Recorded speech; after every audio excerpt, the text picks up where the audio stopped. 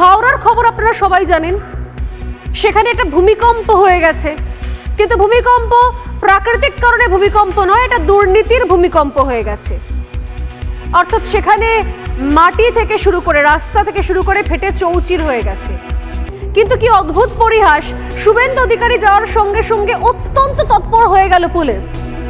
আমি বলছি শুধুমাত্র বিরোধী দলনেতার ক্ষেত্রে নয়, এর আগে প্রত্যেক ক্ষেত্রে আমরা দেখেছি এই রাজ্যের পুলিশ, বিরোধী হোক বা সাধারণ মানুষ হোক, প্রত্যেক ক্ষেত্রে তৎপর থাকে। খুব আনফর্চুনেটলি হলেও, দুর্ভাগ্যজনক হলেও, এই রাজ্যে যখন পুজোকে কেন্দ্র করে একটা দল অশান্তির আবহাওয়া তৈরি করতে চায়, তখন এই পুলিশ নির্বাক দর্শকের ভূমিকায় থাকে।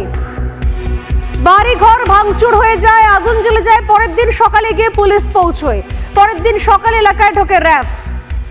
জেলায় জেলায় সাম্প্রতিক সময় এই মারাত্মক শাসনের তোষণের মাসুল গুনতে হয়েছে অনেক জেলাকে।